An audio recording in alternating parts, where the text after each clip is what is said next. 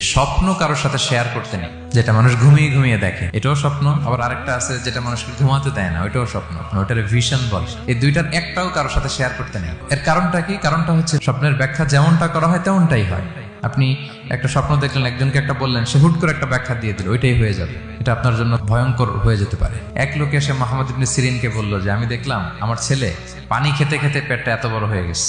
এই একই স্বপ্ন আরেকটা লোকও দেখলো, দেখে এক মূর্খের কাছে জিজ্ঞেস করলো। সে বলল, সর্বনাশ, এত বড় পেট হয়ে গেছে, তোমার ছেলে তো মারা যাবে। ঠিকই কয়েকদিন পরে ছেলেটা মারা গেল। আর একই স্বপ্ন দেখে এই লোক মুহাম্মদ ইবনে সিরিনকে জিজ্ঞেস করেছিল, উনি বলেছেন যে তোমার ছেলে তো অনেক বড় আলেম হবে। ঠিক তাই হয়েছে, ওই ছেলে অনেক বড় আলেম হয়েছে। এই ভিশনও শেয়ার করা যাবে না কারোর সাথে। বিশাল বড় একটা কিছু প্রজেক্ট নিছেন, শুরু করার আগে আপনি বলে ফেলছেন, শেষ, আর এটা হবে না। দেখবেন যে এখান থেকে কনস্পিরেসি, ওইখান থেকে শত্রুতা, ওইদিকে এটা করছে ওইটা করছে, আপনি আর আগাতেই পারবেন না।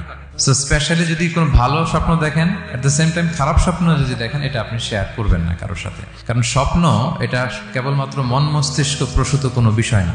মুমিন জীবনে এটা অনেক অর্থবহ। মাঝে মাঝে স্বপ্নের মাধ্যমে আল্লাহ মানুষকে বার্তা দেয়, ইলহাম পাঠায় স্বপ্নের মধ্য দিয়ে। যার জ্ঞান নেই বা ব্যক্তিগত জীবনে পাপী, ভালো মানুষ নয় বা হিংসুক টাইপের, এদের কাউকে আপনার কখনো স্বপ্ন শেয়ার করবেন না। ভালো স্বপ্ন দেখলে শুকরিয়া করবেন আল্লাহর, আলহামদুলিল্লাহ, আল্লাহ কবুল করো। খারাপ স্বপ্ন দেখলে পানাহা চাবেন আল্লাহর কাছে।